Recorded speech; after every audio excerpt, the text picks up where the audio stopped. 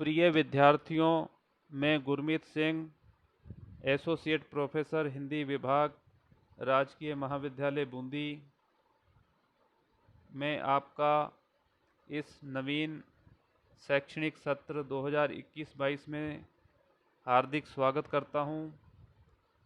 जैसा कि आप गत वर्ष एमए पूर्वार्ध में थे, इस वर्ष आपको प्रमोट करके एमए उत्तरार्ध में कर दिया गया है। आपको फीस जमा कराने हेतु निर्देश दे दिए गए होंगे।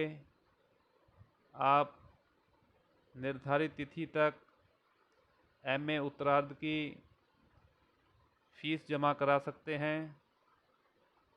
ग्रुप आपका वही है जो प्रीवियस का ग्रुप था, उसी को कन्वर्ट करके एमए फाइनल में कर दिया गया है। गत वर्ष की भांति इस बार भी सामान्य परिस्थितियां होने तक आपकी कक्षाएं ऑनलाइन ही चलेंगी। यदि राज्य सरकार द्वारा महाविद्यालय खोल दिए जाते हैं, कक्षों में पढ़ाई शुरू कर दी जाती है, तो फिर ऑफलाइन कक्षाएं होंगी। तब तक यही विकल्प है, ऑनलाइन शिक्षा, जिससे कि आप जुड़े हुए हैं। गत वर्ष आपके 4 प्रश्न पत्र थे। इस बार एमए उत्तरार्ध हिंदी के अंतर्गत 5 प्रश्न पत्र हैं आपके। मैं आज के इस व्याख्यान में आपको सामान्य जानकारी प्रदान करता हूं कि कौन कौन से आपके प्रश्न पत्र हैं, उनका नाम क्या है। जैसा कि आपको ग्रुप में जो प्रश्न पत्र का लेखा जोखा मैडम द्वारा प्रस्तुत किया जा चुका है, शेयर किया जा चुका है। कोटा विश्वविद्यालय कोटा द्वारा निर्धारित जो पाठ्यक्रम है उसको शेयर किया जा चुका है। प्रथम प्रश्न पत्र आपका है आधुनिक काव्य, जिसको काव्य 3 के नाम से भी रखा गया है। यह एमए उत्तरार्ध का प्रथम प्रश्न पत्र होगा। द्वितीय प्रश्न पत्र साहित्य शास्त्र है, जिसमें भारतीय एवं पाश्चात्य दोनों साहित्य शास्त्र हैं। तृतीय प्रश्न पत्र भाषा विज्ञान से संबंधित है।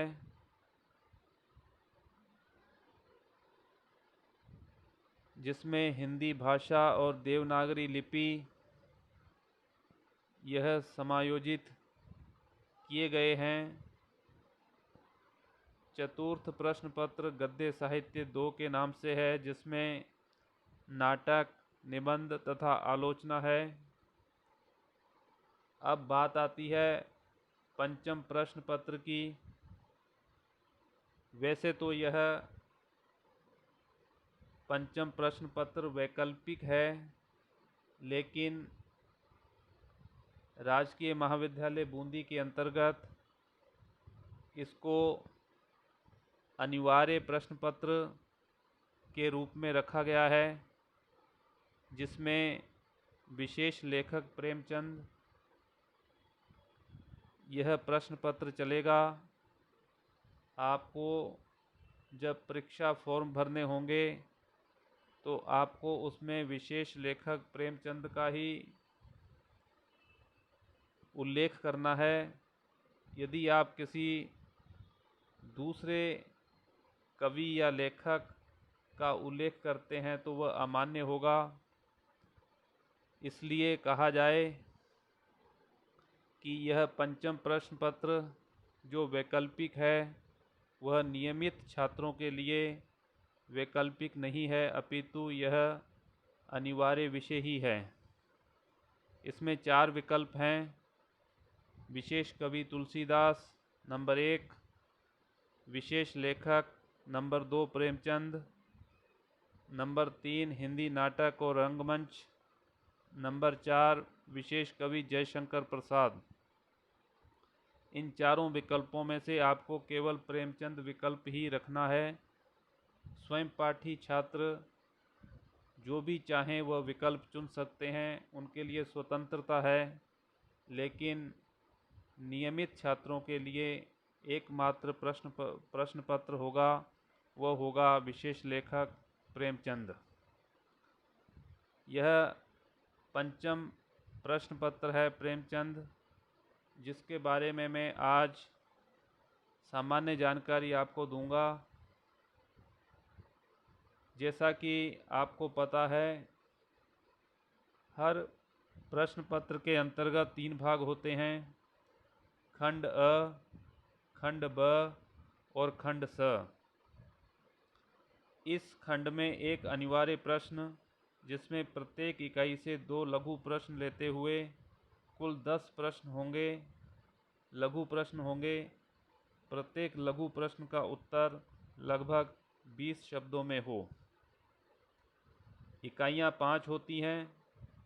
सभी इकाइयों से संबंधित 2 प्रश्न दिए जाएंगे, अति लघुत्तरात्मक, जो एक पंक्ति का भी हो सकता है, 2-4 शब्दों का भी हो सकता है जिसका उत्तर।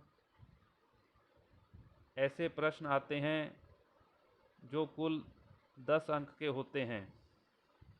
उसके बाद आता है खंड ब।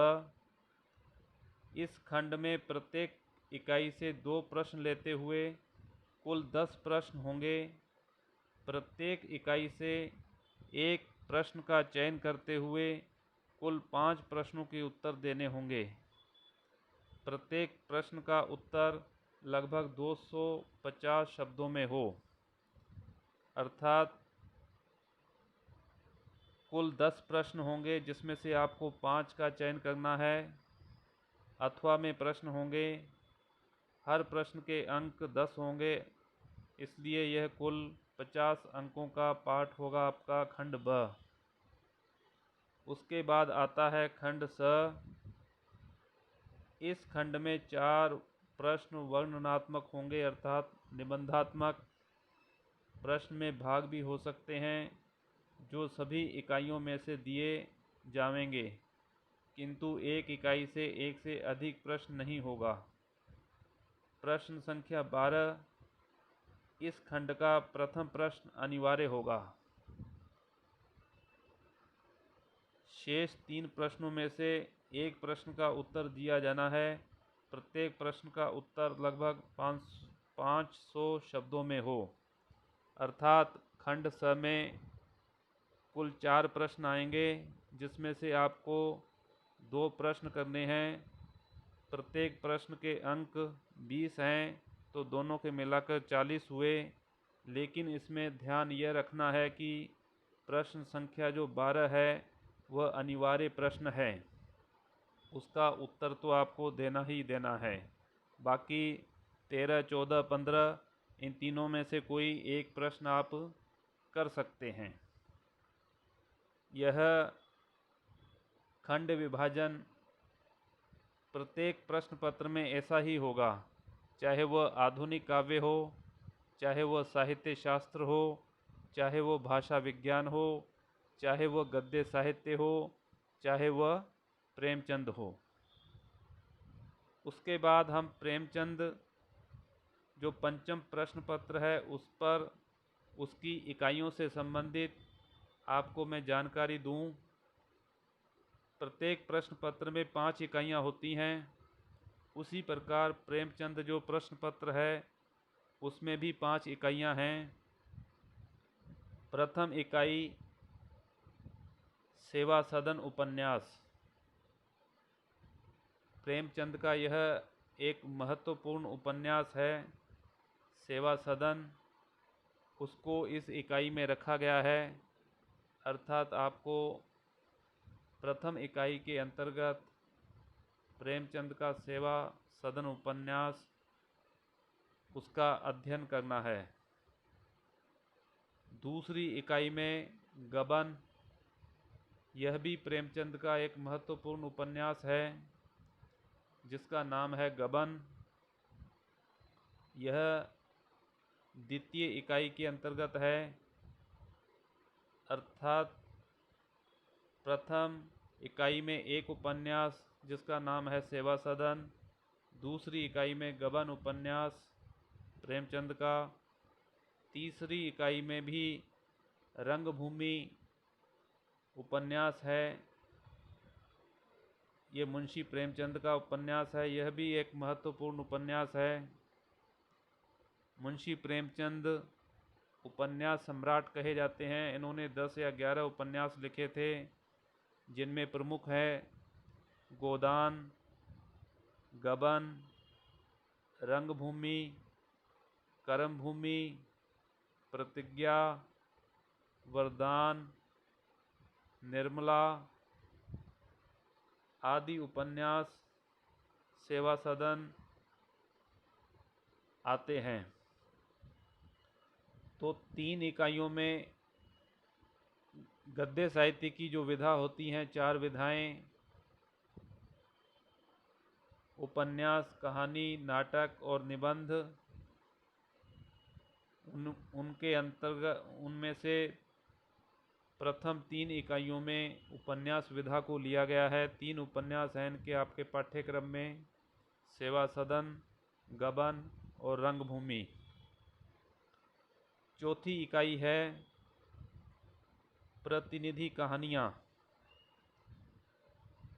जो प्रेमचंद के द्वारा उत्कृष्ट कहानियाँ हैं, चुनी गई कहानियाँ। राजकमल प्रकाशन, नई दिल्ली, संपादक इसके भीष्म साहनी हैं। यह कहानी विधा भी आपके पाठ्यक्रम में है और यह सारी कहानियाँ जो हैं वह चौथी इकाई के अंतर्गत है। उसके बाद आता है 5वां खंड या 5वीं इकाई, जिसके अंतर्गत प्रेमचंद कुछ विचार प्रेमचंद की एक निबंध की पुस्तक है। साहित्य के क्षेत्र में, कला के क्षेत्र में हर एक क्षेत्र में उनके क्या विचार हैं, कुछ मुख्य निबंध इस पुस्तक के अंतर्गत दिए गए हैं, जो कि अत्यंत महत्वपूर्ण हैं। उसका नाम रखा है कुछ विचार, जो प्रेमचंद द्वारा रचित है। वह 5वीं इकाई के अंतर्गत है। इस प्रकार प्रत्येक प्रश्न पत्र में 3 खंड होते हैं, खंड अ, खंड ब, खंड स, और इकाइयाँ 5 होती हैं। तो 5 इकाइयों के बारे में मैंने आपको बताया है। 3 तो इनके उपन्यास हैं, पहली इकाई, दूसरी इकाई और तीसरी इकाई। पहला सेवा सदन उपन्यास, दूसरा गबन, तीसरा रंगभूमि। चौथी इकाई के अंतर्गत इनकी कहानियाँ हैं, प्रतिनिधि कहानियाँ, मुख्य कहानियाँ।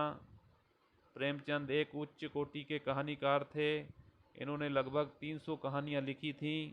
तो इनकी जो भी श्रेष्ठ कहानियाँ इसमें संकलित की गई हैं, वह आपके पाठ्यक्रम में हैं।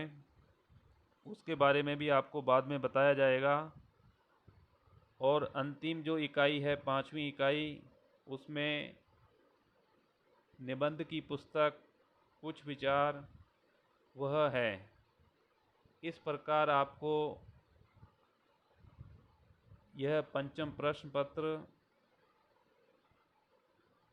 विशेष लेखक प्रेमचंद, इसका अध्ययन करना है। जैसे ही महाविद्यालय में शिक्षण कार्य प्रारंभ होगा, आप पुस्तकालय से यह उपन्यास निकाल सकते हैं एक एक कर कर। सेवा सदन उपन्यास भी वहाँ पर मिल जाएगा। गबन भी है, रंगभूमि भी है, कुछ विचार भी है और इनकी जो कहानियाँ हैं वो भी हैं। इसके बाद आता है सहायक ग्रंथ। सहायक ग्रंथों के रूप में यदि आप प्रेमचंद के बारे में अध्ययन करना चाहें तो पहला सहायक ग्रंथ है प्रेमचंद और उनका युग, रामविलास शर्मा, राजकमल प्रकाशन, नई दिल्ली। दूसरा है प्रेमचंद, संपादक सत्येंद्र राधाकृष्ण, नई दिल्ली।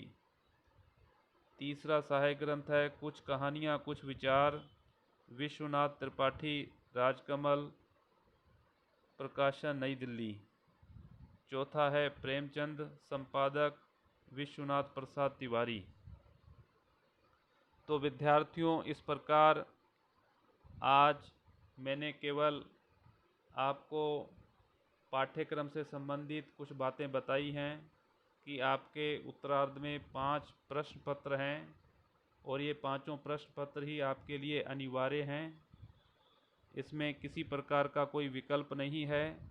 यद्यपि पंचम प्रश्न पत्र में विकल्प है, लेकिन यह केवल स्वयं पाठी विद्यार्थियों के लिए है।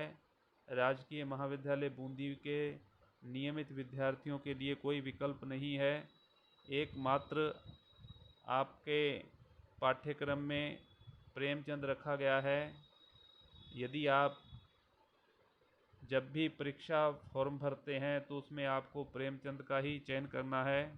यदि प्रेमचंद के अतिरिक्त आप कोई दूसरे विषय का चयन करते हैं तो फिर आप नियमित विद्यार्थी नहीं कहलाएंगे और आप परीक्षा नहीं दे पाएंगे।